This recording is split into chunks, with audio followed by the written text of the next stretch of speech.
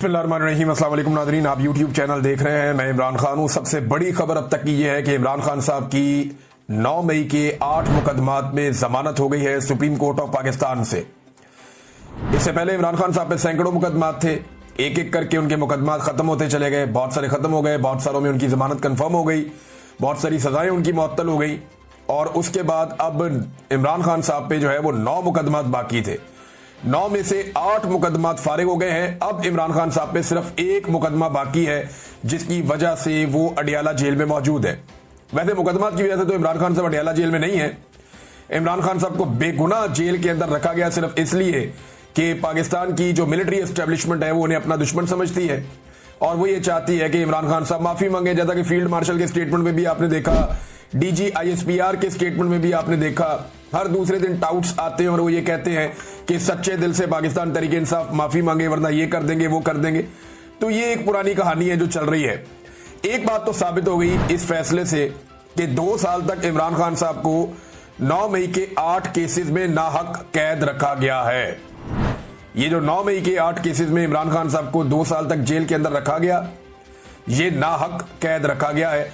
ये बात आज सुप्रीम कोर्ट ऑफ पाकिस्तान से साबित हो गई और यह भी साबित हो गई कि पाकिस्तान की अदालतों ने एक आले के तौर पे काम किया। एस्टेब्लिशमेंट का वो हथियार बनी और इस हथियार ने पाकिस्तान तहरीक इंसाफ को कुचलने में अपना पूरा किरदार अदा किया। अब चाहे ये लोअर जुडिशरी है, चाहे ये हाई कोर्ट्स हैं, ये सारा मामला आपके सामने है।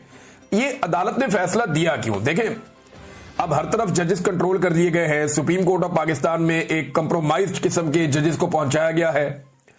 लेकिन मामला यह भी है ना कि जजेस पे भी दबाव होता है।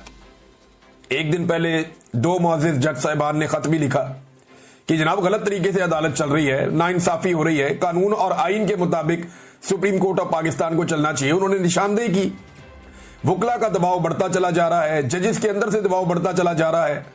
अदालत के अंदर क्या हो रहा है? अडियाला जेल में वहां पे 4थी मरतबा तारीख दे दी गई है। इमरान खान साहब का केस लगने नहीं दिया जा रहा वहां पे। ये वहां पे सूरत हाल है।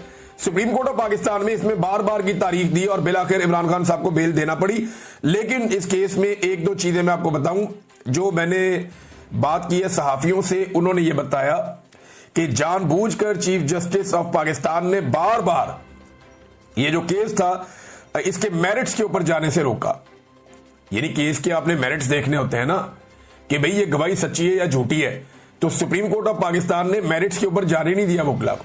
ऐसा लगता है सुप्रीम कोर्ट ऑफ पाकिस्तान नहीं चाहती थी कि पंजाब हुकूमत या पाकिस्तान की एस्टेब्लिशमेंट या जो अदलिया है, लाहौर हाई कोर्ट हो गई, या जो दहशतगर्दी की अदालतें हैं, उनके सारे जजेस एक साथ मुतनाज़े हो जाएं, क्योंकि उन्होंने नाइंसाफी पर मबनी फैसले दिए हैं।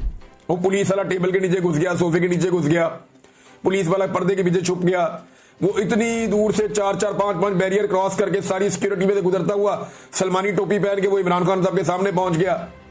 भाई इस तरह की गवाहियों के ऊपर कौन खड़ा होता है? और एक शहर में गवाही कुछ और है, दूसरे में कुछ और है, तीसरे में कुछ और है। तो तहरीक इंसाफ तो तैयारी करके गई हुई थी, लेकिन चीफ जस्टिस ने इन मेरिट्स के ऊपर बातचीत नहीं होने दी। इससे पूरी की पूरी अदलिया जो है उसके कपड़े उतर जाते हैं। लेकिन अदलिया, ये इसका क्रेडिट जाता किसको? देखिए, इसका एक तो क्रेडिट पाकिस्तान के अवाम को जाता है जिन्होंने हार नहीं मानी। 8 फरवरी 2024 के बाद से लेकर अब तक हार नहीं मानी और वो आज भी इमरान खान के साथ खड़े हैं।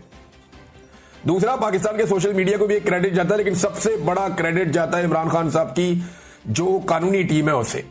वो टकरे मारते रहे, उन्हें पता है कंप्रोमाइज कर दिया, लेकिन उन्होंने उसमें से भी अपना काम निकाला। उन्होंने इतनी टकरे मारी कि बिलाखिर वो दरवाजा खुल गया।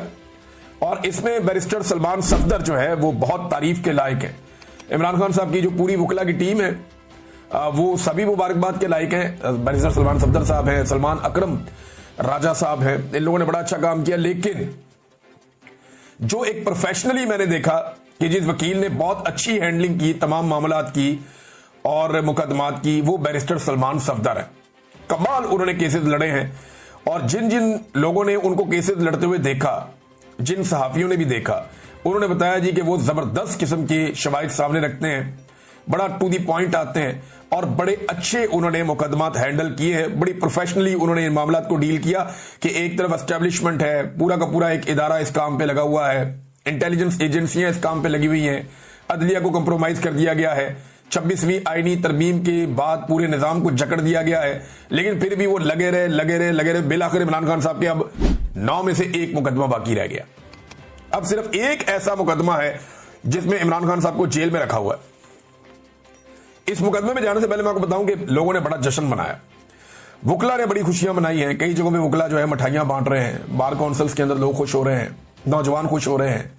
तो एक सोशल मीडिया पे हर जगह पे एक सेलिब्रेशन है, लोग इसके ऊपर जश्न मना रहे हैं कि इमरान खान साहब के 9 मई वाला बयानिया भी जो है वो उलट गया।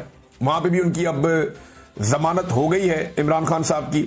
नून लीग बड़ी अजीबोगरीब सूरत हाल में, उसे समझ नहीं आ रही इन जजों को गालियां देनी है या नहीं देनी, क्योंकि ये वही जजेस हैं जिन्होंने हर तरह की सहूलतकारी इस निजाम के लिए की है।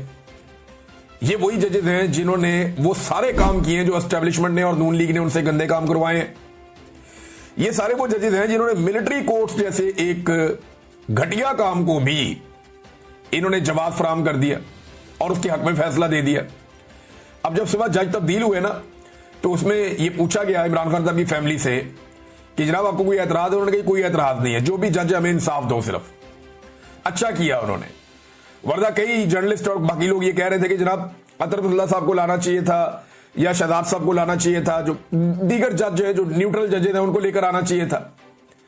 ये जो जज लाए गए हैं रिजवी साहब, इनके बारे में कहा गया कि जनाब ये मिलिट्री कोर्ट्स के हक में इन्होंने फैसला दिया हुआ है, ये बहुत गलत हो जाएगा।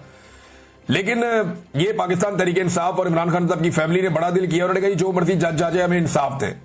अब कई केसेस ऐसे होते हैं जिनमें जज के लिए भी रास्ता कोई नहीं बचता, तो बिलाखिर इमरान खान साहब की जमानतें हो गई। नून लीग की सूरत हाल अजीब है, जजों को गालियां देनी है नहीं देनी वो इस मखमसे में।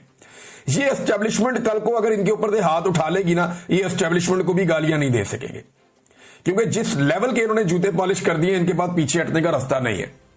और जिस लेवल पे इन्होंने इस अदलिया को उठा के रखा है इनके पास पीछे हटने का रास्ता नहीं है। अब ये कैसे कह सकते हैं कि जनाब ये जजेस, क्योंकि ये जजेस ये लोग खुद लेकर आए हैं, तहरीक इंसाफ ने तो इनकी मुखालफत की थी, वो तो मंसूर अली शाह साहब की बात कर रहे थे। ये जजेस ये हुकूमत खुद लेकर आई है। आज भी इन्हें एक काम करने के लिए जेल में बैठे हुए एक कैदी की सपोर्ट चाहिए या उसका एक जुमले का इनको सहारा चाहिए। कितना बड़ा कद है इमरान खान का कि उसके बोले हुए एक जुमले को निकालते हैं, उसकी पूरी तकरीर में से एक जुमले को, और उसका सहारा लेके इतना बड़ा कदम उठाते हैं। खुद इनकी औकात बोने की है इमरान खान के सामने, ये इनके हालात हैं। और इमरान खान की पूरी तकरीर चलाने की आज भी जरूरत नहीं है। और हैरत की बात देखें कि पाकिस्तानी टीवी के ऊपर नेतन्याहू दिखाया जा सकता है, इमरान खान नहीं दिखाया जा सकता। यह है पाकिस्तानी एस्टेब्लिशमेंट का असल चेहरा। 70-80% पाकिस्तानी जिससे प्यार करते हैं इस वक्त, हो सकता है कल इमरान खान की जगह किसी और से प्यार करें, कोई और लीडर आ सकता है, पाकिस्तानियों का कोई और वक्त आ सकता है, लेकिन आज पाकिस्तानी 70-80% जिस आदमी से प्यार करते हैं उस आदमी की शक्ल पाकिस्तानी टीवी पे नहीं दिखाई जा सकती। और 100% पाकिस्तानी जिस आदमी को पसंद नहीं करते नेतन्याहू, उसका चेहरा जो है वो आपको पाकिस्तानी टीवी चैनल पे नजर